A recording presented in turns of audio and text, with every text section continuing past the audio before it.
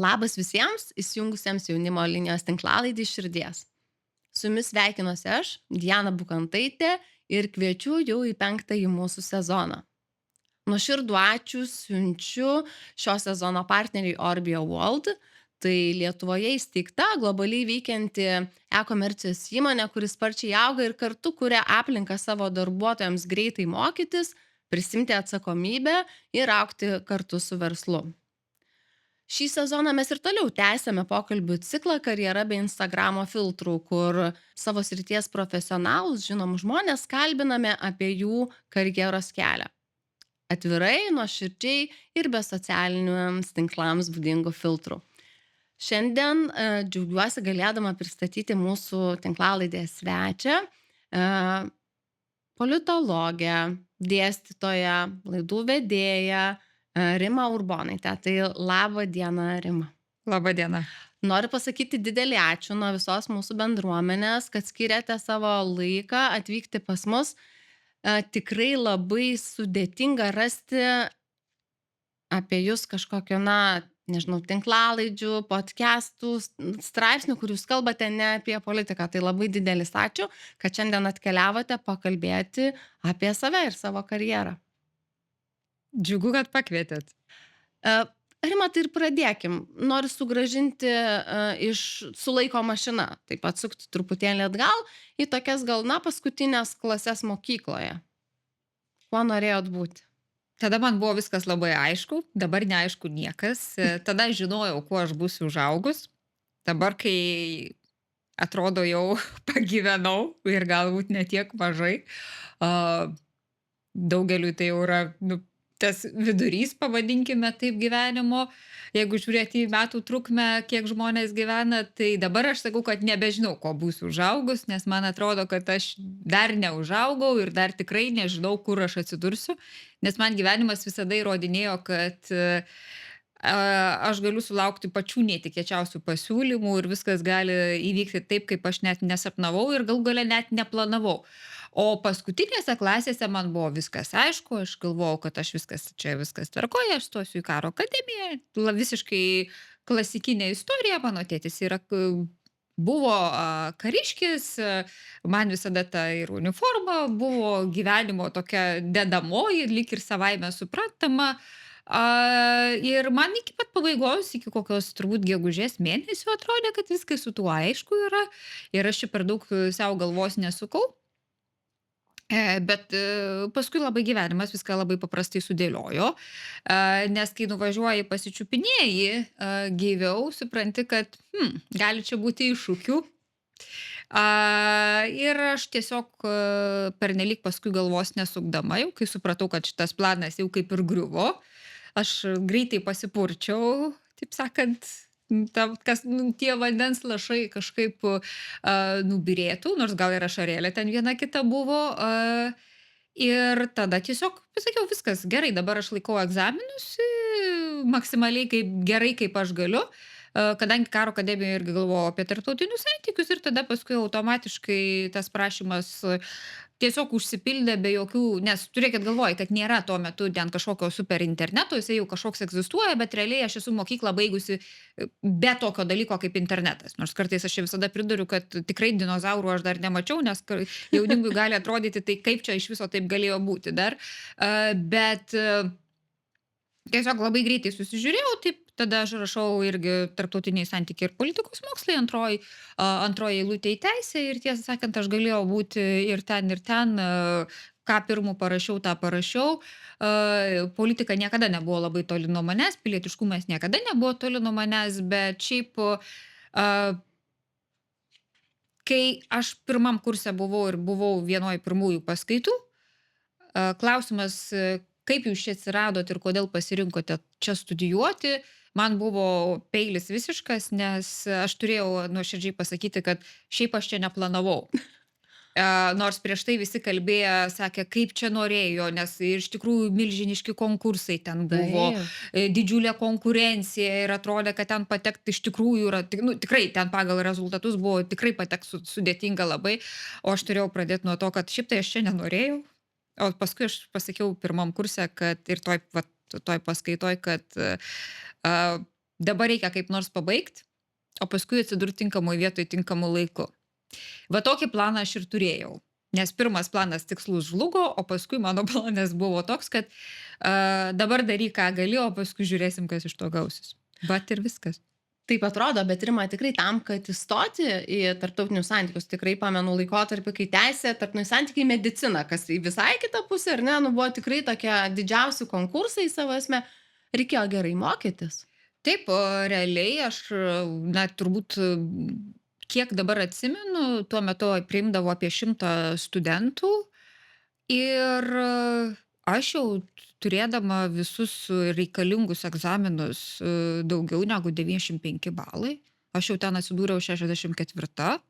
Ir aš žinau, kad dar tuo metu buvo tokia sistema, dalinai valstybės finansuojama vieta ir pirmas 50-ukas nieko nemoka, antras 50-ukas, man atrodo, litais gal mokėdavo už semestrą 500, bet jeigu tu gerai išlaikai pirmą sesiją, paskui visi persirotuoja ir tada tu gali dėl savo įdėtų pastangų kitą semestrą tų 500 litų nemokėti. Tai aš žinau, kad mano mama sakė, tik tai tėčiui nesakom, kad tau reikės mokėti tuos 500, nes jisai nesupras, kaip galima dar taip, dar pinigus leisti, o tikrai tuo metu tų, vadinkime taip, laisvų pinigų nelabai buvo ir aš, man atrodo, taip, aš paskui po pirmos sesijos susidėliojau viską. Tai vat nepaisant to, kad atrodė labai geri ir tie įvertinimai baigiamųjų, tų valstybinių egzaminų, tai vis tiek nebuvo viskas taip galbūt visiškai sklandu nuo pat pradžių, bet iš kitos pusės tai visgi, na, aš visą laiką savo sakiau, gali visko būti, bet vis tiek tos žinios, tie mokslai yra labai svarbu ir aš manau, kad man pirmiausia tėvai tai įkalė į galvą ir kažkaip aš niekada net to nekvestionavau, čia mokytis, nesimokyti ar mokytis mažiau. Bent jau man tuo metu tai atrodė būtina sąlyga, jeigu aš noriu apskritai atvykti į Vilnių, studijuoti Vilniuje, man atrodo, kad kažkaip tai svarbu, jeigu aš noriu kažkaip pakeisti tą savo tuometę aplinką, tai kažkaip atrodė, kad net nėra kito varianto ir kito plano negali net būti. Tai aš į tai žiūrėjau ne kaip kažkokią prievolę, man atrodo, kad tai pakankamai savaime toks suprantamas dalykas. Tai aš suprantu, kad gal kitiems skamba keistokai ir iš tikrųjų aš tikrai turėjau gerus tuos vertinimus mokykloje, bet iš kitos pusės reikia pripažinti, kad žinios, nepaisant to, kad dabar dirbtinis intelektas viską žino, bet žinios, kurios vis dėlto yra čia, nes aš dabar neturiu telefono, kad galėčiau dirbtinio intelekto paklausti ir ką jis man pasiūlys jums atsakyti, tai tos žinios yra, mano supratimu, vis dar labai labai svarbu ir vat jau ko nesigailiu, tai nesigailiu. Kad mokykloje gerai mokiausi, tikrai nesigailiu. Gerai, o kaip universitete, vat įstojot tarsi, netyčia arba ne pagal planą tokį, kurį ilgus metus turėjote, bet vis tiek girdėjau, kad tarptautiniai santykiai domino, ar ne? Gal ten ne karo akademija? Nebuvo visiškai kažkas svetimo. O universitete truputėlį mano požiūris pasikeitė nuo mokyklos, nes mokykloje visur tu turi būti, viskas turi visoms pamokoms pasiruošti, viską padaryti. Universitete taip, toliau aš irgi skaitimas, ruošimasis, viskas, bet paskui truputėlį pradėjau filtruoti, kas man labiau įdomu, kas mažiau. Aišku, aš tikrai, net negalvodavau apie tai, kad tu čia gali neišlaikyti egzamino, tai turbūt apie tai kalba nesisuka. Bet universitete mano toks visiškas perfekcionizmas sumažėjo, bet paskui jisai grįžo. Tai aš kažkaip universitete turėjau mažiau jo, o dabar žiūriu, kad kažkaip ta moksleivė pargrįžo, nes vis dabar atsiranda tokių požymių, kad čia būtinai, čia viskas turi būti sudėliota iki punkčiukų. Tai to šiek tiek yra ir matyti iki galo aš neišsivadavau iš to, bet universitetas tai man buvo tikrai toks laikas su šiokiu tokiu polėkiu, tikrai daug mąstymo tokio atvėrė, nestandartinio ir apskritai universitetas ir yra tam, kad keistų tavo požiūrį į daugelį dalykų, kad keistų tavo supratimą ir turbūt svarbiausia, be tų žinių tokių pagrindinių, kad tave įgalintų apskritai veikti šitoj visuomenėj, kad tu suprastum procesus, nes viskas labai greitai keičiasi ir tos žinios beje labai greitai Taip. sensta. Tai tą irgi tu turi suprasti, kad tu mokysiesi visada, bet universitetas tave išmoko greičiausiai taip turbūt mąstyti ir suprasti procesus, gebėti juos įvertinti. Tai vat šitos kompetencijos, kur galbūt mokykloje jų yra mažiau, o iš universiteto man buvo svarbesnės ir galbūt dėl to aš jau nereikalavau iš savęs irgi ten būtinai turėtų tą 10. Taip. Tai jau to nebebuvo, aš truputėlį į tai žiūrėjau lanksčiau, bet aš manau, kad universitetas yra ta vieta, kur be jokios abejonės tu neturi laviruoti ten ties ta išlaikymo, neišlaikymo egzaminų riba, bet aišku, tu jau tampi toks savarankiškesnis, labiau mąstantis, labiau įsivertinantis tam tikrus procesus. Tai aš universitetui irgi be galo esu dėkinga. Šiaip aš ir mokyklai savo esu be galo dėkinga, nes man pasisekė iš tikrųjų su mokykla ir universitetu lygiai taip pat. Ir šiandien, jeigu, turim tikrai tų tendencijų arba, ir tyrimai tą rodo, ar ne, kad jauni žmonės svarstydami rinktis aukštąjį mokslą, kvestionuoja apskritai, kad ką man duos universitetas, kai yra dirbtinis intelektas arba kai jau, iš tikrųjų nebeparuošia, ar ne, tarkim, dabartiniai, nežinau, profesijai arba kaip jos vystos įvairios. Kaip jūs manot, ar stotumėt į universitetą dar kartą? Tikrai taip, nes aš vis dar į ką noriu atkreipti dėmesį, kad kol kas sistema yra tokia, tu duodi klausimą ir dirbtinis tau intelektas atsako. O aš sakau, kad universitetai svarbus ta prasme, jog jie tave moko neduoti atsakymus, jie pirmiausia tave išmoko užduoti klausimą. Gebėti užduoti klausimą, patikėkite, kartais yra sudėtingiau negu pateikti į atsakymą. Tu turi sugalvoti, ko klausti. Galbūt ir dirbtinio intelektui tu gali užduoti užduotį, sugalvok už mane klausimus. Galbūt, bet vis dėlto suprasti, kur kažkas galbūt negerai. Turėti tą polėkį vidinį ir fantaziją, kad o gal dar šitą pažiūrėkime, o gal dar šitą reikia patyrinėti, o gal dar aš iš šitos pusės užeisiu ir pasižiūrėsiu dar į tai ir iškelsiu dar tokį klausimą. Va šito pirmiausia moko universitetas. Jis įmoko kelti pirmiausia klausimus, o ne atsakymus tau duoda iš karto suformuluotus. Ir man atrodo, stinga šito beje mūsų mokyklose. Mokyklos mums vis dar sako, kad taip yra taip ir taip. Mokyklose mes mažai dar mokome būtent ir tuos pačius moksleivius kelti klausimus.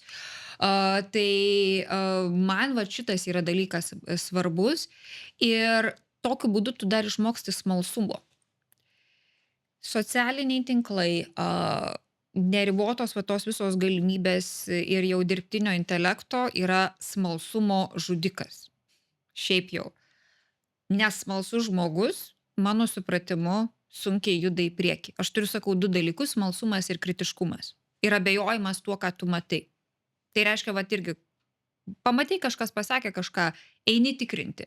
Aišku, mes dabar viskam laiko neturim, bet jeigu tu neisi ir nepatikrinsi, tai nieko nebus. Tu tiesiog liksi nežinioje arba tu liksi suklaidintas. Ir kaip aš politikos savo pasaulyje, yra, pavyzdžiui, politikė sako, kad čia taip ir taip šitam įstatymo projekte. Aš už galvos susiėmus, negali būti, ašgi žiūrėjau, tai nejaugi aš klaidą padariau savo laidą rengdama, o klaida tai jau būtų buvus pakankamai rimta mano supratimu. Aš jau pradėjau galvoti, kaip aš čia atsiprašinėsiu kitoj laidoj. Ir tada nueinu dar kartą pasitikrinti, pasikeliu tuos visus dokumentus, dar kartą pasižiūriu. Ne, aš klaidos nepadariau, o ji meluoja, nes ji tikrai turi žinoti šitą vietą. Bet jeigu ne mano tas abejojimas, ne mano smalsumas, ne mano įdėtas darbas prieš tai, analizuojant tam tikrus dalykus, tai aš tą būčiau priėmus, prarijus ir, taip sakant, sėdėjus lygiai realiai su tam tikra sugerta dezinformacija.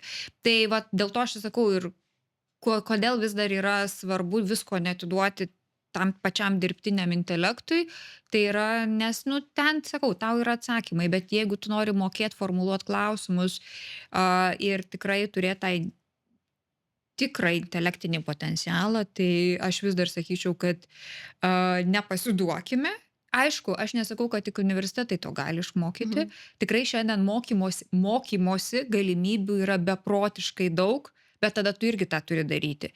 Ir tai reikalauja pastangų ir tai vėlgi tu turi turėti smalsumą ir siekti kažką sužinoti, nes aš galiu pasakyti, man ir tai irgi nesigauna taip savaime. Žinot, aš galbūt šneku ir atrodo čia visiems, nu, tai kad kažkaip čia jai savaime. Man savaime, kaip aš juokauju, yra du dalykai. Pledas, Netflixas.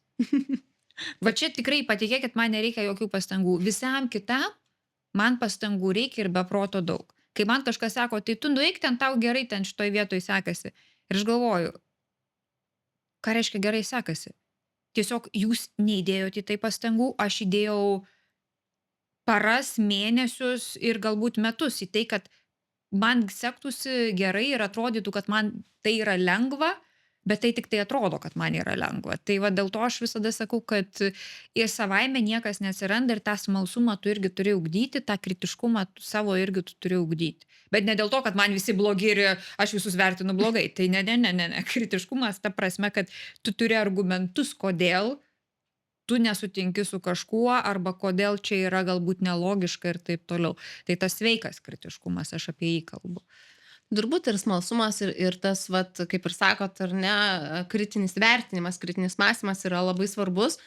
Kartu turbūt studijavote, kai nereikėjo ten tiek laiko tose socialiniuose tinkluose leisti, ar ne? Arba jie buvo, na, dar tikrai skirti draugas draugo pažiūrėti kažkokius tai... Šiaip aš iš tikrųjų socialiniam tinkle Facebook atsiradau tais metais, kai aš jau turbūt buvau antrame magistro kurse.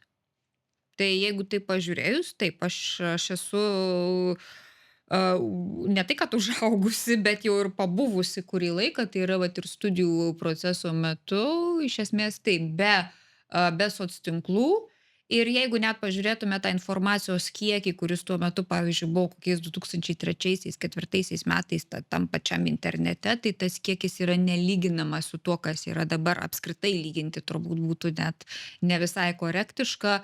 Tai be jokios abejonės, mes matyt šitą kartą tokie labai hibridai, tokie galbūt Frankensteino monstrai iš dalies, nes mes turim vaikystę, kur yra be jokių dar, nežinau, visų internetų ir mobiliųjų telefonų be nieko.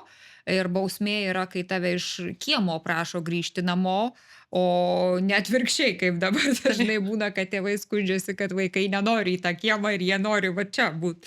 Tai aš esu dar iš to, bet paskui lygiai taip pat mes labai greitai turėjom priprasti ir prie jau visų technologijų ir pakankamai dar mūsų karta, manau, kad neblogai greitai adaptavosi, nes mes vis tiek, kai visa tai atsirado, reikia pripažinti, kad mes irgi dar buvom pakankamai jauni, tai va čia šitoj vietoj tas yra, bet sakau, šiaip mano kaip suaugusio žmogaus gyvenime tikrai tie socialiniai tinklai atsiranda tik tai, va būtent, kai aš jau esu suaugusi, o ilgą laiką tai jų iš viso nebuvo.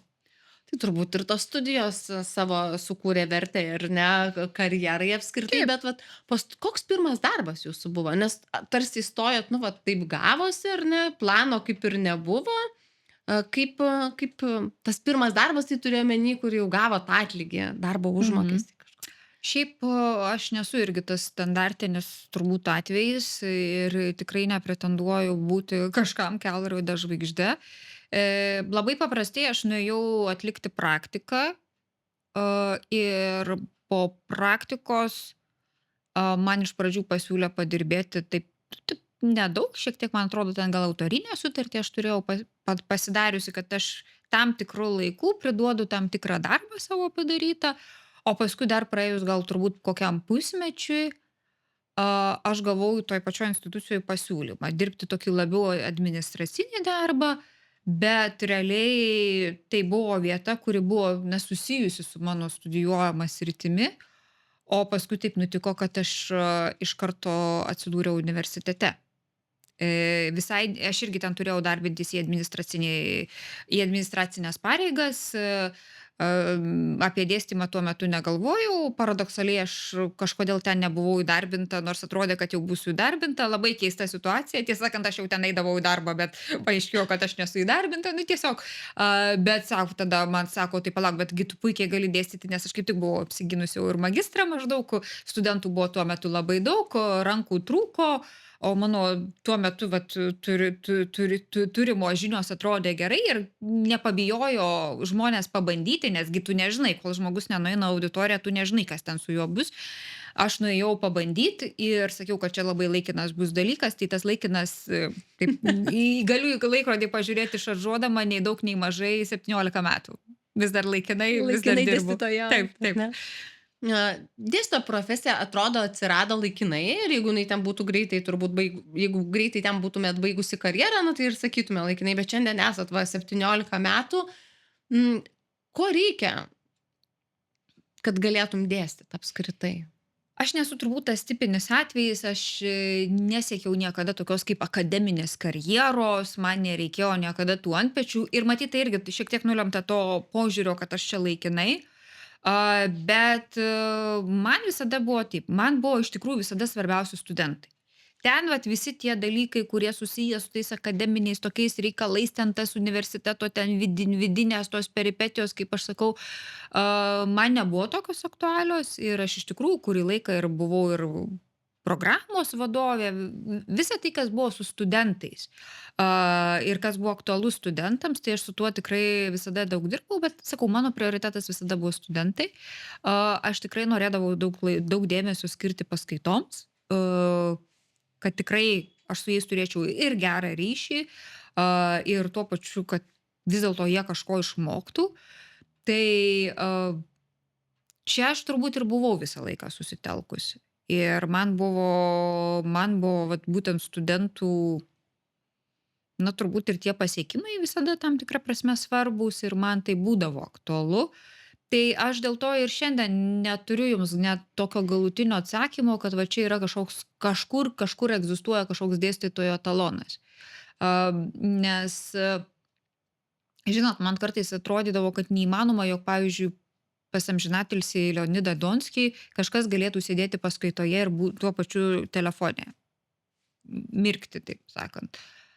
O jisai kažkada, man atrodo, vienam interviu tai buvo pasakęs ir aš negalėjau patikėti. Maždaug kaip taip gali būti, nes aš neįsivaizduoju, nu, tu turi Leonidą Donskį prieš save. Ir aš, pavyzdžiui, ir tikrai turiu pasakyti, kad aš vis dar neturiu tos masiškos tokios problemos, kad tu stovi auditorijoje, čia pas tave visi telefonuose. Na, logiška, kad kažkas gali ten kažkiek pasižiūrėti, bet tu vis tiek matai, ten vienas kitas gali būti, bet tau vis tiek bendra atmosfera yra labai svarbi. Tai aš sakyčiau, kad vėlgi tas ryšys, žinių suteikimas, kažkoks bandymas sudominti, kas irgi šiais laikais yra didžiulis iššūkis ir aš tai pripažįstu ir aš irgi jį turiu. Tai tas dėstymas, jisai kuo toliau, tuo tampa irgi tokiu ir komplikuotesniu ir sudėtingesniu. Ir aš tikrai sakau, aš neturiu jokio recepto, aš vis dar tą receptą kuriu. Ir vis dar manau, kad kartais įdedu ten visai netokių ingredientų, kurių galbūt tuo metu reikia. Ir kartais aš nepataikau ir tas blynas, nors ir ne pirmas, ir vis tiek būna dar prisvilęs. Būna išeini su tokiu polėkiu iš paskaitų, o būna išeini ir nesupranti, kas nutiko, nes ne visada irgi ta chemija įvyksta, nes vis dėlto tu su gyvai žmonėmis bendrauji ir čia yra didžiulis iššūkis. Tai visai būna, bet sakau, man kalbant apie dėstymą, tai vis dėlto ir darbą universitete, tai aš čia save labai aiškiai pastačiau, kad man yra studentai, paskaitos, čia yra mano fokusas, o visi kiti tie dalykai yra jau man tikrai antraeiliai, nors labai dažnai būna universitetuose ir kitaip, bet čia vėlgi aš kalbu apie galbūt atskirus žmonės, kurie dirba universitetuose, vieniems mokslo straipsniai yra svarbiau, kitiems būtent gali būti galbūt paskaitos svarbesnės ir aš čia visą laiką sakau, leiskime daryti žmonėms tai, ką jie sugeba daryti geriausiai. Tai va čia turbūt labai svarbu yra. Dėstot 17 metų, tikrai turit kažkokį tą receptą, kad ir nuolat visi dedat kitų ingredientų, nes kartais nepataiko, taip. Būna taip ar ne. Gal pamenat kažkokią, irgi, ar paskaitą, ar momentą, kai pajutot, kad svyra rankos? Yra buvę. Turbūt jeigu taip pažiūrėtume per tuos 17 metų, atrodo, nu, galbūt yra viena kita paskaita buvusi ar seminaras, kur kažkaip matai, kad tema nevažiuoja arba žmonės neįsitraukia gerai į diskusijas ir kartais galbūt sunkiai prakalbini. Kartais yra, žinot, tokios būna galbūt su studentais vis tiek, kadangi tų paskaitų yra nemažai, tai gali būt, kad paskui truputėlį vis tiek tas vaibas atsiranda. Bet jeigu tu, pavyzdžiui, turi tą vieną vienintelį šūvį, tarkim, eini kažkokią, nežinau, mokyklą ar dar kažkur arba atvažiuoja į universitetą, gi būna ir moksleiviai, ir atrodo, tu jau turi prasukęs tą visą scenarijų ir jau jis vieną kartą suveikia, antrą kartą ir būna, kad trečią kartą nesuveikia. Ir kartais galvoji, ir jau čia taip pradedi sukti ir taip sukti ir iš tos pusės, ir iš kitos pusės.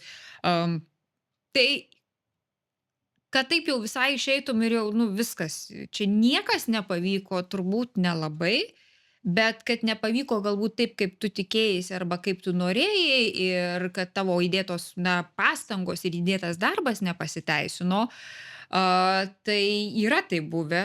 Ir, žinot, turbūt čia gali būti tuo Homeriu Simpsonu, kur, man atrodo, kaip jisai ten sakė, em, kiekvienas žingsnis yra žingsnis ten nesėkmės link. Tai čia su tuo reikia sutaikyti, kad tų nesėkmių visada bus. Kitas dalykas, aš irgi nesu robotas.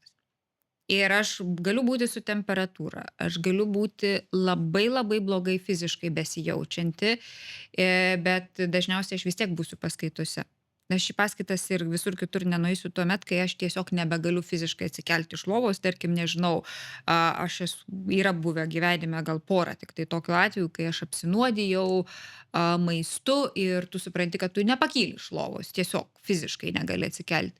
Tai per tiek laiko yra buvę gal, nežinau, vienas ir du tokie kartai, bet ir tai, nu, aš, pavyzdžiui, nesu gyvenime turėjusi biuletenio. Oho. Aš nesu, nes iš kitos pusės mano ir darbas yra toks, kad jeigu aš dabar nenueisiu į paskaitas, tai aš kitą savaitę turėsiu dvigubą krūvį. Nėra taip, kad tave kažkas pakeis. Lygiai taip pat, jeigu laida mano yra autorinė, kas mane pakeis. Ir tu turi suplanavęs, visa komanda turi va tą filmavimą.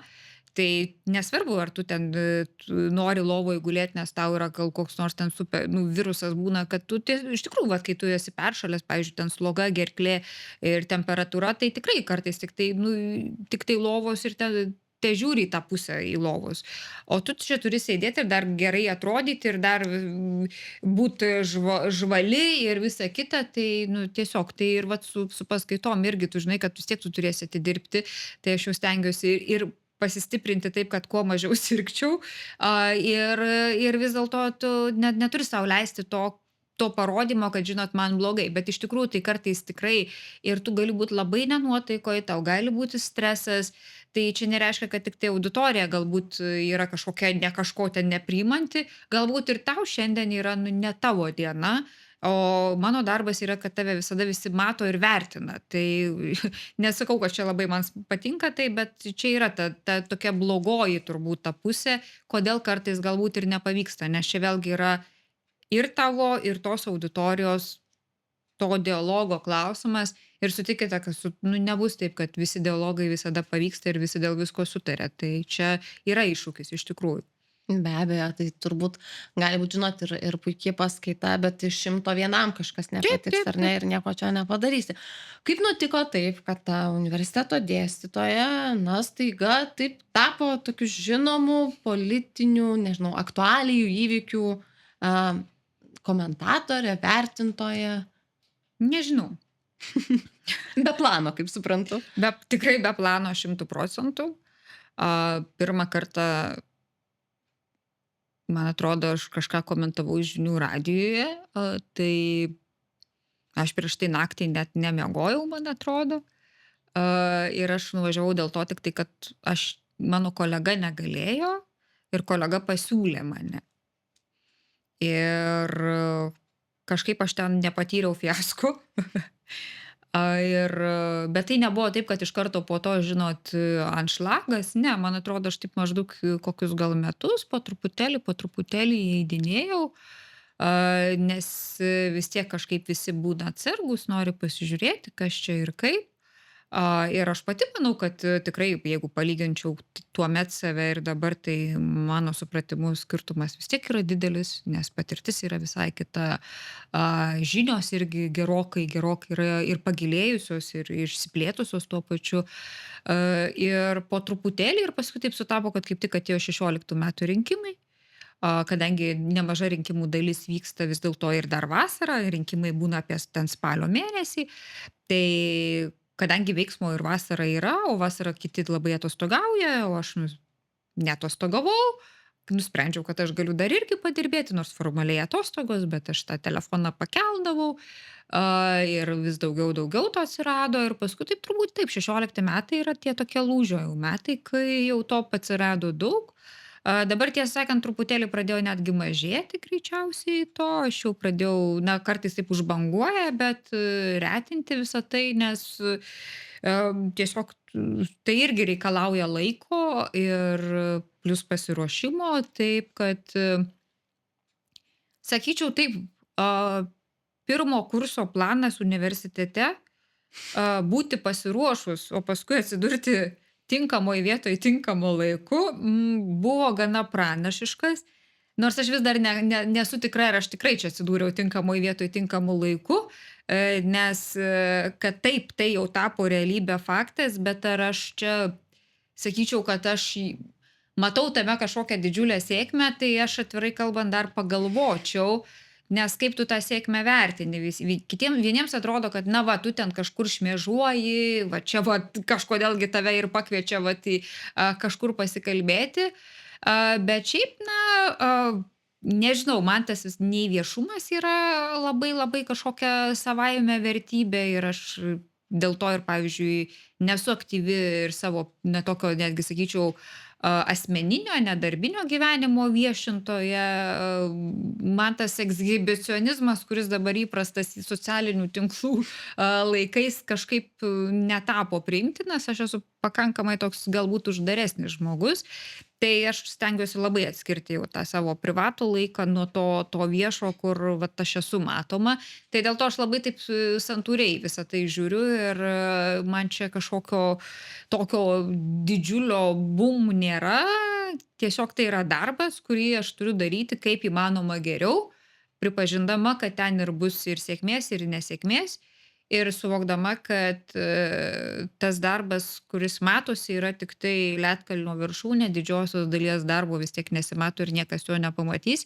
Ir vat dėl šitos dalies, kurio nesimato, aš dėl to turbūt taip ir kritiškai vertinu, ar čia tikrai yra sėkmė, nes tas darbas, kurį reikia įdėti, kad tu, nežinau, paruoštum, kad ir vieną paskaitą arba vieną laidą, na, tai yra labai didelis darbas. Čia nėra taip, kad man kažkas parašė, aš atėjau, mane pagrimavo ir aš perskaičiau, ką man ten prasuko tam ekranėlyje. Tai 100% ne. Tai kai kas įsivaizduoja, kad aš tik ateinu paskaityti. Tai aišku, man labai juokinga būna, kai kartais pamatau kokį nors panašų komentarą, nes tikrai juokinga.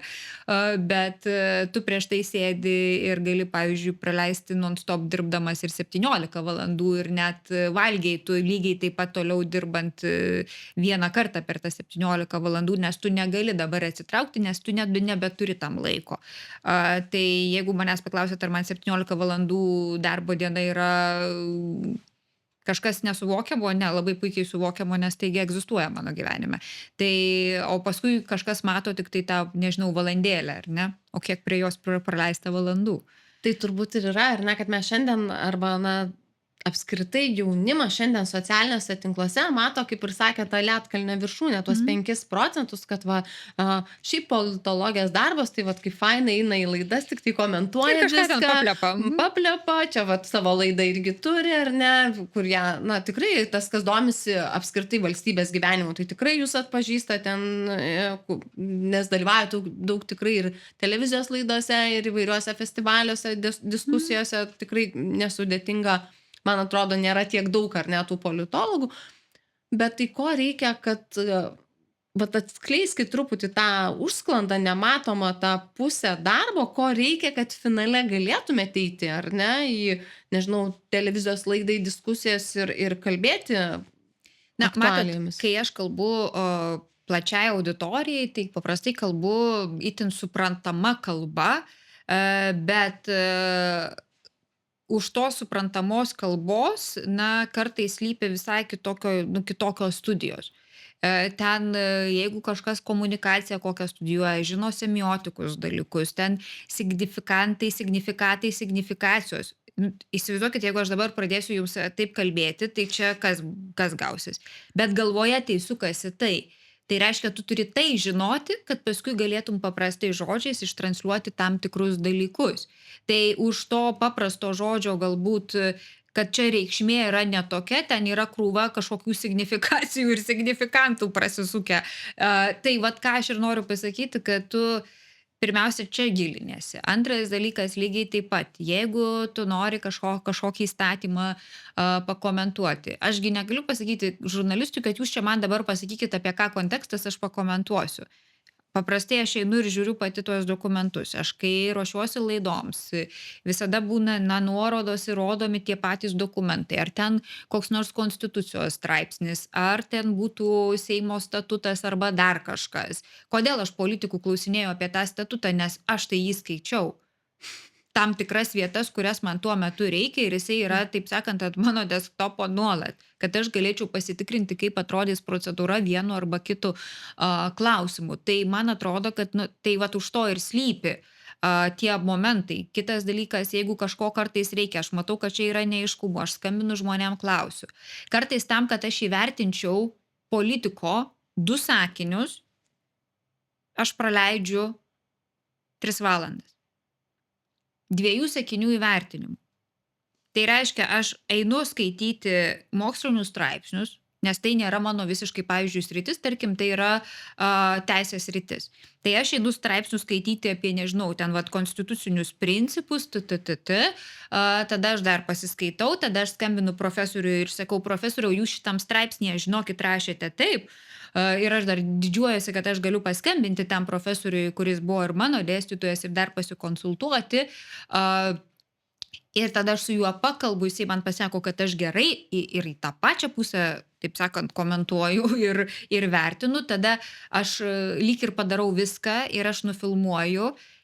Ir paskui aš galvoju, ne, aš dar turiu paskambinti dar kitam žmogui, dar pasitikslinti. Nors aš dėl to nebejoju, bet o kas jeigu? Tai reiškia, ir aš dar sakau komandai, kad jeigu ką, tai mes turėsim perfilmuoti tą vietą. Ir tada aš dar kartą tai žiūriu. Arba irgi, kad aš įvertinčiau kažkur, kad man atrodo meluoja. Aš einu ten, nežinau, verčiuosi iš estų kalbos, aišku, jau čia padeda dirbtiniai intelektai visi kažkokius straipsnius. Einu į Estijos parlamento puslapį žiūrėti, kokie ten balsavimai, kada įvyko ir kas už ką balsavo. Jūs suprantat, kad už tų 2 galbūt sakinių, kuriuos laidoje jūs pamatysite, slypi velnė žino, kiek valandų praleistų. Arba už tų 2 sakinių kito politiko vertinimo irgi yra dar skambučiai teisės autoritetams, pačios žiūrėjimas tam tikrų teisės mokslinių straipsnių, dėl to, kad aš įvertinčiau, irgi sakau, tuos 2 sakinius. Tai tie 2 sakiniai praslydo, o tu prie to praleidai daug laiko. Aišku, ne prie kiekvieno sakinio tu taip leidi laiką, kai kur tau net nereikia nieko tikrinti, tu žinai, kad čia yra elementariai melas ir tu net žinai, kad tau užteks 2 minučių, kad tu tiesiog parodytum, kodėl tai yra melas, nes tu tiesiog žinai, kur jau tu matei tą dokumentą ir tau tiesiog uždėjai. Tai aš čia ir noriu pasakyti, kad tai yra daug darbo. Tai yra vėlgi tas, pasakau, toks ir galų gale stresas, nes tu žinai, kad tave visada visi vertins. Ir įtikti visiems šiais laikais komentarų dergimosi laikais irgi yra malonumas, taip sakant, menkas ir iššūkis irgi didžiulis. Tai dėl to aš ir sakau, kad už to kartais paprasto sakinio slypi daug laiko, kurį tu praleidai gilinantis. Kartais man užtenka kieno nors kitų pasakytų 2 irgi kokių nors minčių, kad aš, pavyzdžiui, paskui kokias 3-4 valandas praleisčiau keldamasi visus ten teisės aktus, kurie ten buvo beveik prieš 10 metų ir žiūrėčiau, kas ten buvo padaryta, kada kažką pasiūlė, kokia komisija sudaryta, kokie buvo toliau procesai, kas vyko, kas nevyko, koks buvo final rezultatas. Tai paprasta kalba Ji nereiškia, kad už to nebuvo kažko ir dar dažniausiai tu net daugelio dalykų, kuriuos tu žinai, net nepasakai, nes tam nėra laiko. Bet tu turi tai žinoti. Ir va čia, kur yra mano galbūt specifika, kad aš negaliu kliautis dirbtiniu intelektu. Nes pirmas dalykas, aš dažniausiai, kai kalbu, tai aš kalbu be telefono rankose ir aš negaliu pasakyti, palaukit, aš dabar pasiklausiu ir aš turiu tai žinoti. Ir aš manau, kad va čia yra vienas tokių svarbiausių dalykų, kad tu turi būti pasiruošus. Lygiai kaip ir kokie nors ateina va teismų nuosprendžiai ar sprendimai priklauso nuo to, kokia ten byla, tai aš irgi sėdžiu ir skaitau juos. Ir dar konsultuojuosi irgi su teisininkais, ką jie ten mano, nes vis tiek aš suprantu savo ribotumus. Labai dar juos yra svarbu suprasti.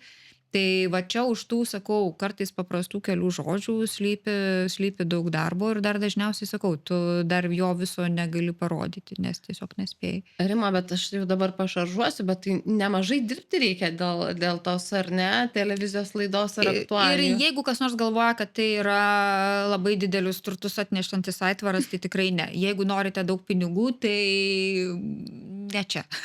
Ne čia. O kas motyvuoja jūs? Matot, kai aš kadangi niekada neturėjau tokio, sakau, to plano ir nežinau, ar tai yra gerai, o galbūt tai netgi yra blogai, o niekada aš neturėjau noro kažkokios karjeros konkrečios, kai kažkas man sakydavo, bet aš čia noriu tokių pareigų, aš niekada nesuprasdavau šito. Ir aš dabar esu iki šiol toks laisvas paukštis šią prasme. Tai motyvuoja, nežinau, man atrodo, kad aš pernelyg savo kažkokių motyvacinių dalykų negeneruoju. Man atrodo, kad taip, tam tikras žinių perdavimas, tam tikras informavimas, prisidėjimas prie pilietiškumo stiprinimo, tokie paprasti, labai banalūs dalykai. Ir kitas momentas, pasakykim tiesiai šviesiai. Aš moku daryti šitą. Mano žinios yra apie tai. Jeigu aš mokėčiau klijuoti plyteles, kas yra super geras įgūdis ir už ką tikėtina tie žmonės gauna didesnius pinigus netgi negu aš. Aš nežinau, aš turbūt pagalvočiau. Bet vėlgi ir kartais aš ir savo sakau, kad ar man nereikės kažko gyvenime mokytis visai naujo, nes iš tikrųjų čia viskas taip staigiai kinta, kad tam tikra prasme tu žinai, kad va to tavo gebėjimo plyteles kloti nepakeis dirbtinis intelektas, o čia šiaip daugelį dalykų gal ir pakeis ir gal vietoj manęs laidą tuoj ves kokią nors ten mano holograma ir gal ten visiems viskas bus gerai.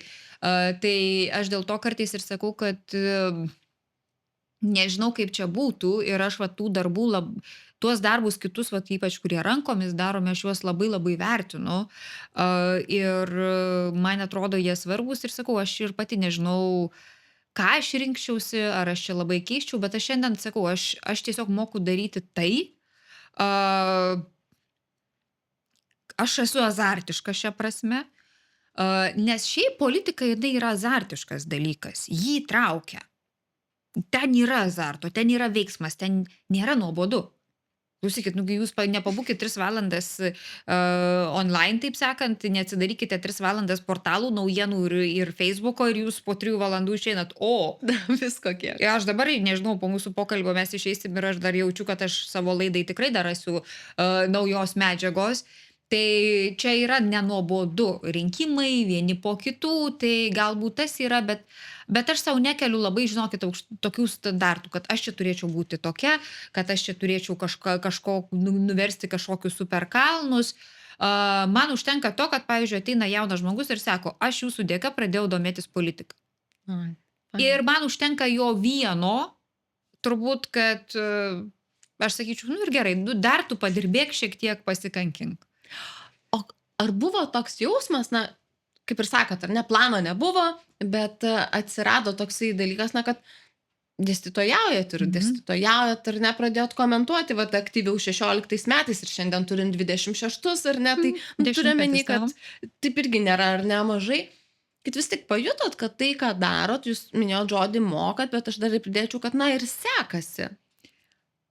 Nežinau, man atrodo, kad man daugiau nesiseka negu sekasi. Vėlgi, bet kaip mes tą sėkmę suprantam, Nes jeigu ta sėkmė yra vėl tame pačiame matomume, tai aš sakau, man tai nėra toks rodiklis. Ir visai turbūt net ne rodiklis. Aš suprantu, kad šiais laikais, va tais Instagramo laikais, tai mes kaip tik save eksponuojame visaip kaip ir tas matomumas tarsi yra savaime vertybė. Aš šitoj vietoj old school'u pabūsiu greičiau. Man kažkaip nėra tai toks labai labai vertingas dalykas. Tai nežinau, kiek tos sėkmės yra, nes aš matau tą darbą, aš matau gana daug streso, nes vis tiek buvimas viešumoje, kai tavo klaida bet kokia gali kainuoti labai daug, yra tas stresas, natūralu. Tai mes ir matome paskui beje labai daug, na, tų ypač viešų žmonių, aš dar sakyčiau, aš su tokiam kažkokiam tarpiniam variante, nesu dar ta, kurią ten, žinot, visada ten atpažįsta, tai ačiū Dievui, Taip. aš dabar labai tuo džiaugiuosi. Bet nežinau, ar čia jau yra tas toks labai, sakau, super geras dalykas ir aš taip, nu, taip atsargiai į tą savo sėkmę žiūriu, nes sakau, aš daug ir nesėkmių, manau, kad turiu. Ir galiu ir klaidų padaryti, kaip visi, bet kažkuria prasme, man atrodo, net kartais man jos daugiau kainuoja, nes tiesiog, žinot, tą klaidą mato tavo visi. Ir tu žinai, kad tu suklysi ir tada visi tą pamatys. Taip. Ir va čia turbūt yra tas dalykas, kuris kelia ir dar tą stresą, kurio galbūt nebūtinai yra kitose srityse. Aišku, kitose srityse yra savi stresai, pavadinkime taip, bet čia yra tas momentas, tai sakau, nežinau, man ta sėkmė visada aš taip į ją žiūriu su labai dideliais įtarimais, aš pasakysiu taip. Taip, ir to perfekcionizmo girdžiu, kad čia tai ir moksleivė Gal sugrįžus kažkiek išlenda ar tas ne? momentas, bet šiaip, žinot, aš ten žemę stovinti. Aš važinėju viešuoju transportu. Aš nesėdžiu savo automobilyje ir nevažinėju iš savo kotedžo į butą Palangoje ar dar kažkur. Kitaip tariant, aš matau tą aplinką, kuri yra. Aš neturiu jokių ten turtų didesnių, gyvenu labai labai tokį vidutinio, gerąją prasme, vidutinio, bendraja tokia prasme žmogaus gyvenimą. Ir sakau, tu matai žmonės ir viešajame transporte ir tas labai labai gerai žemina. Tu nežinau, neturi iš ko vat, užsiaugintas, žinot, plunksnas. Aišku, kartais, kaip sakau, kartais pajuokauju, reikia tą uodegą ten, kuri kartais sušmėžuoja, gal susirinkti, bet va, tas turbūt man irgi padeda, kad nėra čia nei tų super turtų, nei jachtų, nei dar kažko. Nesu aš ir pačioj politikoje, aš neturiu tokios, va, žinot, ten galios, aš Seimo narys, laba diena, arba ten aš ministras, tai ir manęs visiškai tas nemasina, nevilioja visiškai, tai sakau, aš kažkaip galvoju, kad šiek tiek tas pabuvimas ant žemės ir kartais savęs toks net ir priverstinis, taip nuleidimas ant jos yra labai sveikas dalykas. Vieši komentarai, vat, kaip sakot, ar ne, kad galbūt nesat tas, vat, ar Seimo narys, ar kažkoks, ar ne, nežinau, pop kultūros atstovas, kur Taip. žinomas, ar ne, tikrai esat žinoma už savo darbą, bet vis tiek viešų komentarų, to viešo matymo, ar ne, ir žino, ko reikėjo paklausti vienam ten interviu, ar ką laidoj visi žino. pasakyti. Taip, taip, tai to labai daug. Kaip reaguojate į tai, kas padeda gal net ir, nežinau, taip išlaikyti ten turbūt tą ir streso lygį, ir tą ramybę, nu, sumažinti stresą, išlaikyti ramybę. Tikrai neapsimetinėsiu, kad, žinot, aš čia turiu super storą odą ir kad manęs niekas neveikia. Veikia, be jokios abejonės. Ir kadangi tu supranti, kad veikia, vadinasi, tu turi dalį informacijos nuo savęs atriboti. Teoriškai tu žinai, kad tai vyksta, bet vienas dalykas, kai tu žinai, kad teoriškai vyksta ir kad ten kas nors ten labai linki tau nudvėst, padvėst ir taip toliau. Bet kitas dalykas, kai tu vis dėlto tai matai savo akimis. Tai aš stengiuosi savo akimis to matyti kuo mažiau. Aš tikrai kartais suprantu ir ne kartais suprantu ir tų komentarų neadekvatumą ta prasme, kad, pavyzdžiui, tau rašo komentarą, kad tu vat apie tai laidoj nekalbėjai, kai tu žinai tiksliai, kad tu toj laidoj kalbėjai. Tai reiškia, komentaras yra rašomas žmogus, kuris iš esmės tos laidos net nežiūrėjo, tarkim. Arba dar dalį matai žmonių, kur nu, tu supranti, kad tai yra visiškai toli nuo realybės. Kaip aš sakau, kad kartais ten, kad kažkas man tekstą parašo, aš tik tai ateinu paskaityti, tai aš nesu diktorė, tai pradėkim nuo to. Tai aš tada taip truputėlį šypteliu. Aišku, to pykčio irgi būna. Už tą, vadinkim taip, neteisybę. Ar ne? Nu, Mhm. kodėl aš turiu kovoti su ta dezinformacija, kurią kažkas apie tave paskleidžia. Ir aišku, ir dėl kitų žmonių kartais pyksti, nes irgi žinai, kad jie neteisingai yra užsipulti. Mm, Tai aš stengiuosi tiesiog tam tikrais momentais save nuo to atriboti. Tai nereiškia, kad aš visiškai nežiūriu arba visiškai matau, bet vėlgi tu turi savo labai aiškiai pasakyti, kad yra dalykų, kurių tu jau nebepakeisi.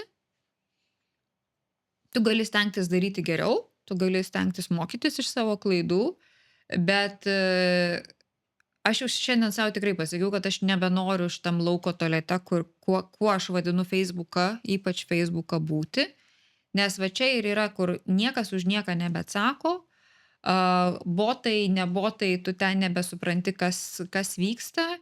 Retorika yra perėjusi į tą lygį, kur iš tikrųjų atrodo, kad žmonės slepiasi už tos klaviatūros ir leidžia savo tai, ko gyvenime turbūt žmogui į akis va taip nepasakytų. Tai tu supranti, kad ten truputėlį ta vis dėlto realybė, jinai yra iš tikrųjų alternatyvi. Ir aš tokių žmonių, kokius matau socialiniuose tinkluose, aš gyvai jų nematau tiek. Tai aš dėl to sakau, save šiek tiek stengiuosi sudrausminti, nors tikrai negaliu sakyti, kad man 100% tai pavyksta jokių būdų.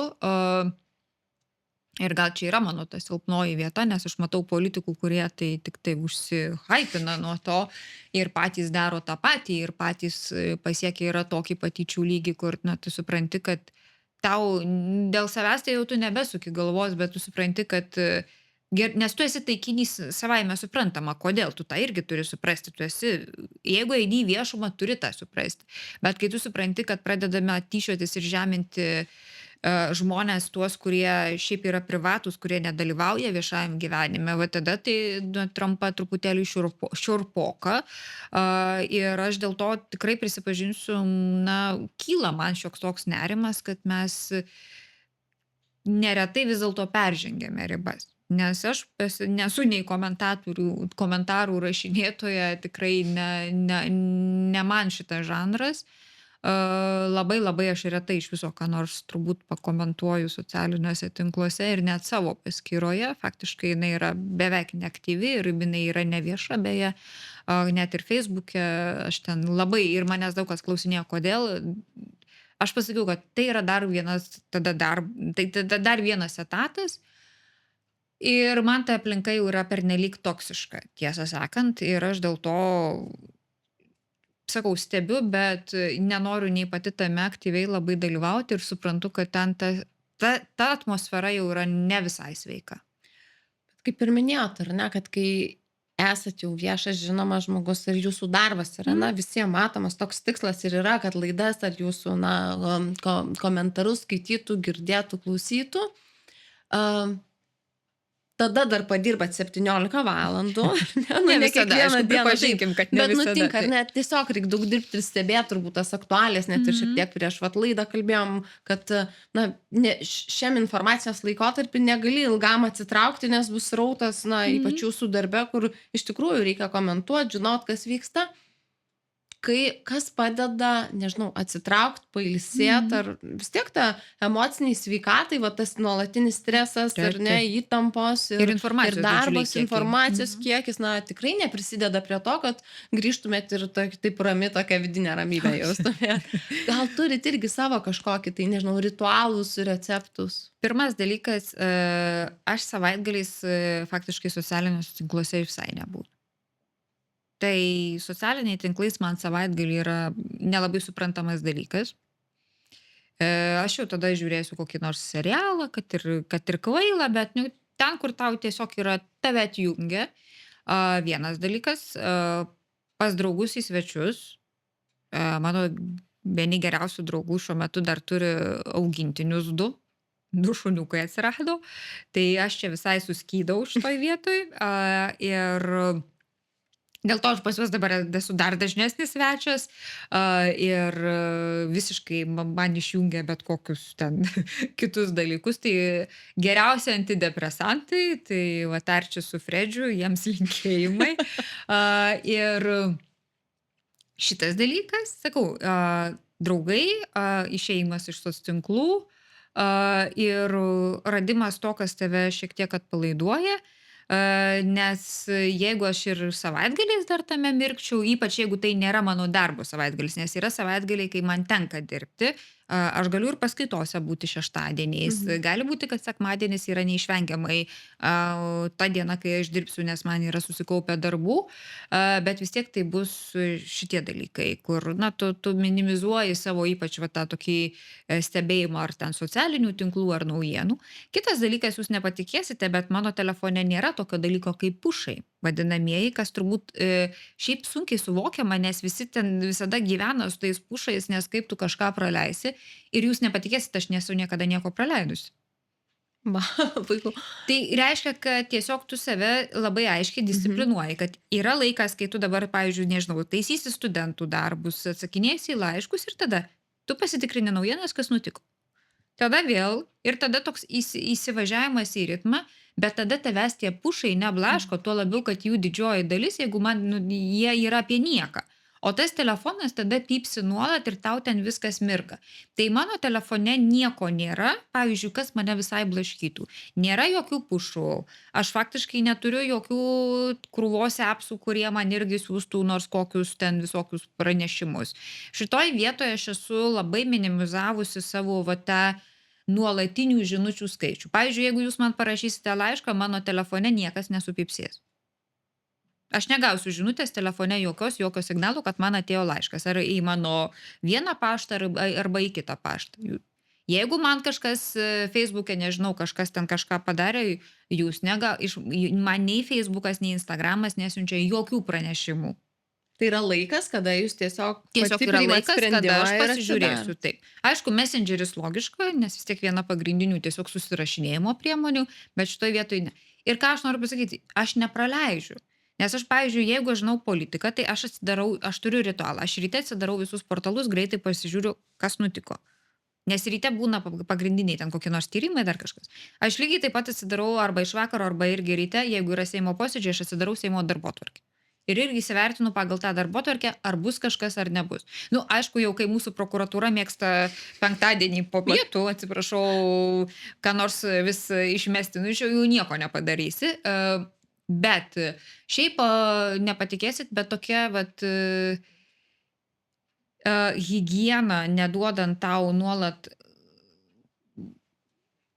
tais pranešimais, bet būtent leisti tave bombarduoti, tai man labai padeda. Bet kaip sakau, aš nepraleidžiu dėl to, kad aš savo pasidarius grafiką, kad aš pasižiūriu naujieną. Vat ir viskas. Ir tada tu tiesiog, vis tiek, kas porą valandų tu gali tą puikiai padaryti. Tai, o jeigu jau kas nors ten, sakau, tokio super nutiko, tai vis tiek yra realiai 5 minutės pasižiūrėjimui, tu greitai suvedė su B, jeigu yra vis dėlto daugiau laiko reikalaujantis dalykas, tada jau sprendi, ką daryti. Bet šiaip aš daug pasidarius tokių dalykų, kur kuo mažiau blaškimų. To informacinio triukšmo, kad būtų kuo mažiau, nepaisant to, kad informacijos kiekiai, kuriuos aš apdoroju, yra tikrai labai didžiuliai, bet aš renkuosi savo tempą, renkuosi savo laiką ir tikrai aš, pavyzdžiui, dėl to man geriau nerašyti, neskambinti, o man geriau yra rašyti. Ne dėl to, kad aš nemėgčiau visiškai kalbėti, bet todėl, kad aš nebūsiu išblaškyta. Ir aš pasižiūrėsiu, kada man tas laikas bus tinkamas ir aš dar galėsiu apgalvoti. Nes jeigu tu paskambini, tada jau tu šiaip tave atitraukite nuo tų darbų, jau tu nelaiminga, aišku. Tada supranti, kad čia dabar staigiai kažkam vėl, nes man paprastai skambutis reiškia, kad kažkas norės, kad aš kažką padaryčiau.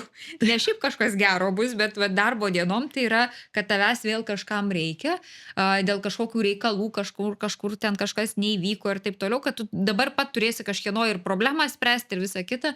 Tai aš, kadangi noriu apgalvoti ir įsivertinti situaciją, tai man net geriau yra parašyti ir aš mažiau išsiderinu tuomet. Tai sakau, yra tie dalykai, kurie man padeda truputėlį susidėlioti viską, Nes tikrai priešingų atveju, jeigu man dar čia eitų visur pušai ir aš dar apie kiekvieną gautą laišką iš karto gaučiau žinutę, patikėkite, galbūt kai kam atrodo nesuvokiama, o aš galiu pasakyti, man tai pasiteisino 100%.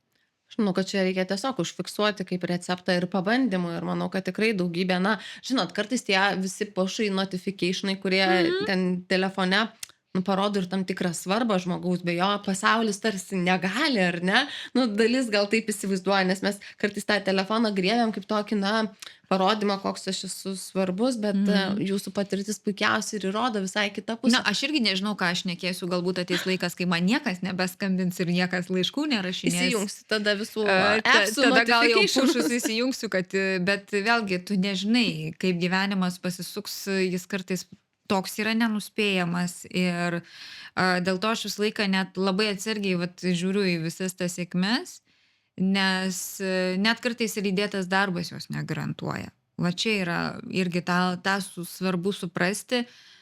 Nesakau, man atrodo, savaime iš viso dalykai sunkiai vyksta ir paprastai vis tiek už to sėkmės yra daug nesėkmės.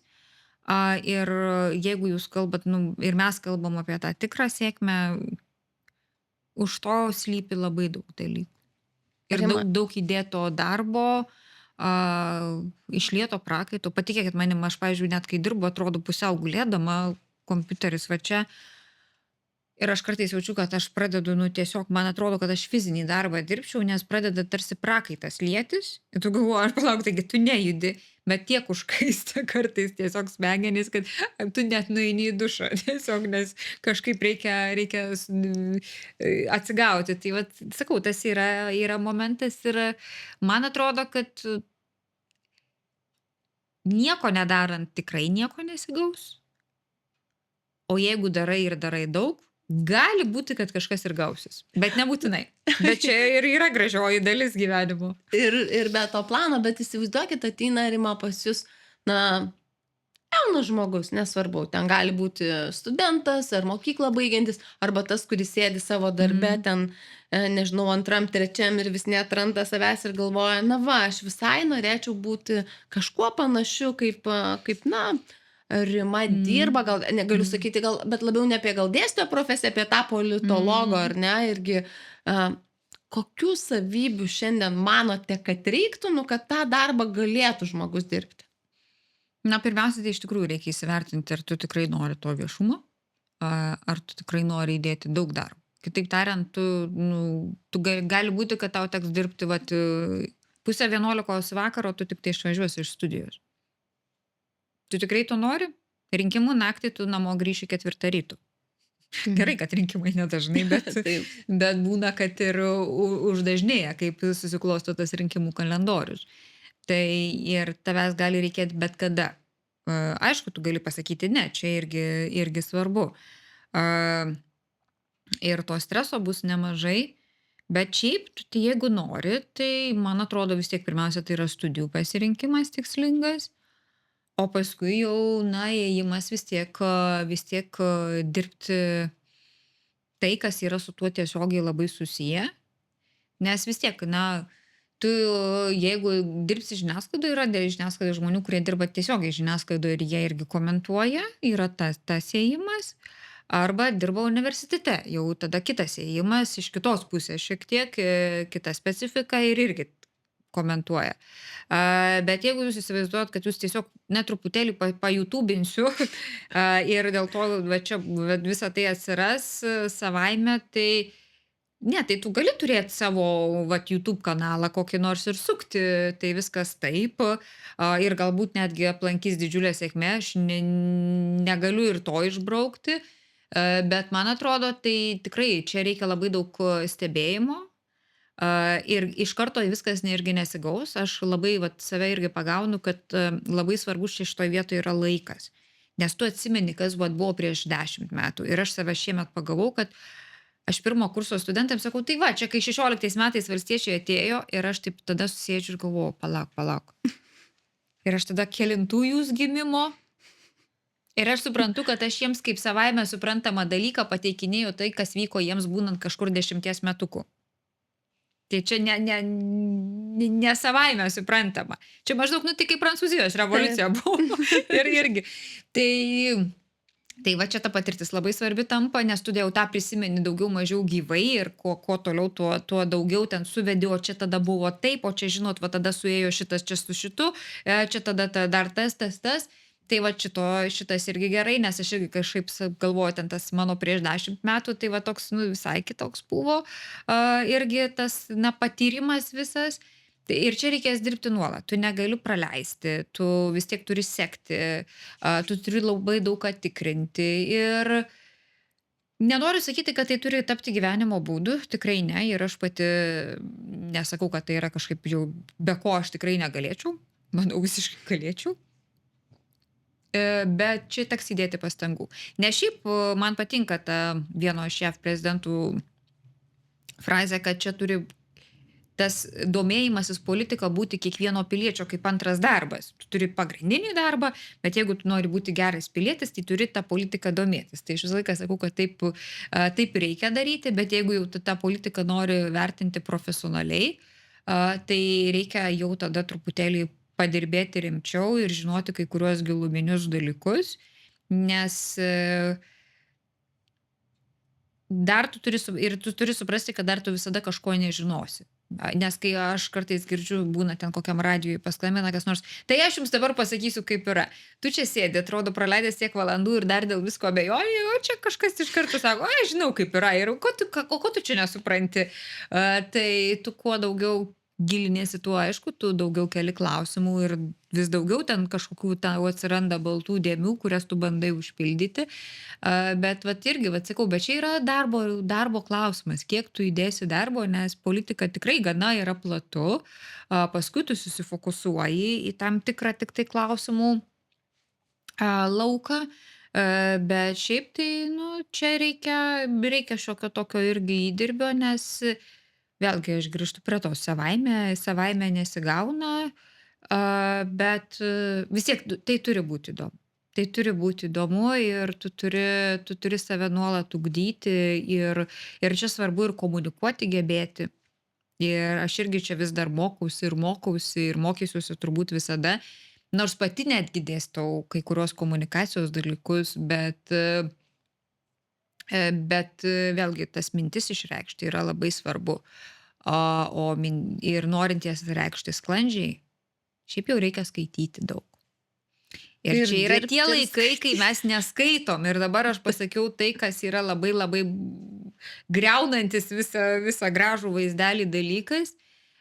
Bet jeigu jūs neskaitysite, jūs neturėsite, bet būtent to gebėjimo mąstyti, nes ten tu pamatai iš kitų mokslininkų, ką reiškia tas mąstyti ir kaip tai yra daroma, tu matai, kaip yra argumentuojama, pavyzdžiui, moksliniuose straipsniuose, tu daug sužinai iš jų, tu krūvą matai dalykų pačių įdomiausių, kurie tikrai be skaitimo tau savaime niekada į galvą neateis turbūt, ir kur tik tai perskaitęs, tu gali toliau su tuo visu dirbti. Tai vis dėlto skaityti, čia reikia skaityti, ir taip, paskui būna skirtingos fazės. Aš dabar esu toj fazėje, kai aš daug daugiau skaitau, pavyzdžiui, dokumentų pačių įvairiausių ir norisi daugiau galbūt skirti kitiems dalykams to laiko, bet ir tie moksliniai straipsniai, nu vis tiek jie sukasi, tu negali be jų. Tai aš sakyčiau, kad jeigu nemėgstate skaityti, tai gali būti bėdų. O skaityti reikia ir skaityti reikia nemažai. Aš noriu, žinok, čia pajuokaut, kad užfiksuota skaityti ne socialiniuose tinkluose. Ne. Socialiniai tinklai, jie yra skrolinimas, suprantat, ir dėl to yra tas jau, aišku, yra brain rotas kaip ta savoka, bet čia aš sakau, kad taip gali ir praskrolinti smegenis. Ir tas smegenų praskrolinimas, nes tau ten pasiūlo, suprantat, jūs ten nieko neieškot, faktiškai jums atsidarot ir jau jums pasiūlo vaizdelius. Ir dažniausiai pasiūlo vaizdelius.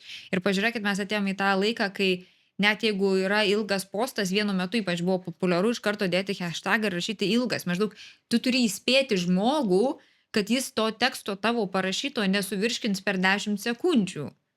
Tu turi įspėti, kad jisai galbūt tam turės 2 minutes. Tai įsivaizduokit, dėl kokio laiko mes šiandien kovojame O jūs čia vat, mes jau šiandien su jumis kiek šnekame ir čia yra faktiškai neįmanoma Taip. tiek dėmesį koncentruoti, atrodo, bet ir tai viskas yra gerai, nes tai yra vaizdas, tai yra garsas, o jeigu yra tekstas sausas, tai jau tampa tikrai didžiuliu iššūkiu, bet vis dėlto šitoj srity skaityti reikia. Tai reikia ir dirbti, ir skaityti, žodžiu, tikrai nėra tokia lengva O kur profesija. lengva? Ir va čia norėčiau užduoti iš tikrųjų pabaigai mūsų partnerio klausimą Orbia Mhm. World. Kokį mitą Mhm. apie sėkmingą karjerą vat norėtumėt paneigti? Mm. Pirmas dalykas, kad sėkmė neateina turbūt savaime. Tikrai, aišku, galbūt būna tokių įvykių gyvenime, bet jeigu jūs tik tai čia bus jūsų statymas, tai tikėtina, kad pralaimėsite ir prarasite. Sėkmė yra kartais labai trumpalaikis dalykas. Ir jeigu tu nori, kad jis būtų ilgalaikis, tai būtent tau reikės labai labai daug dirbti. Ir net jeigu tu dirbsi, ta sėkmė yra labai banguojantis dalykas. Ir tu turi suprasti, kad tiesiog tu rytoj gali atsikelti ir gali to irgi nebebūti. Ir vat kodėl aš sakau, kad verta investuoti į savo žinias, nes aš turiu tą savo mėgstamą frazę, kad galia yra žiniuose, prasmė meilėje. Tai va čia yra tas momentas ir aš sakyčiau, kad netgi klausimas, ar ta kažkokia sėkmė yra savaime didžiulė vertybė. Va, man, nežinau, pabuvimas su mano žmonėmis, brangiais man žmonėmis, kur aš galiu būti savimi, yra daug didesnė vertybė už tą sėkmę, kuri galbūt čia nutiko vakar ir jau rytoj jos nebebus. Tai aš sakyčiau taip, nesureikšminkim sėkmės. Vat politikai mėgsta daug ko nesureikšminti, ką reikia sureikšminti, tai aš siūlyčiau nesureikšminti sėkmės pačios, nes jinai yra labai permaininga, bet svarbiausia, tu turi pats savo apsibrėžti, kas ta sėkmė yra. Ar tu nori sėkmės tavo paties supratimu ir ką tu vertinsi ir jausi kaip sėkmę, ar tu nori sėkmingas atrodyti kitiems. Čia yra labai du skirtingi dalykai. Jeigu tu nori sėkmingas atrodyti kitiems, tada tu nuo tų kitų ir priklausysi. Jeigu tu nori sėkmingu būti savo, iš tikrųjų savo pačiam, tai patikėkite, ta sėkmė gali tavo vidinė, ta pajauta, kas yra sėkmė, gali labai nesutapti su tais Instagramo visais ir socialinių tinklų sukurtais būtent tam tikrais galbūt ir mitais ir vaizdiniais.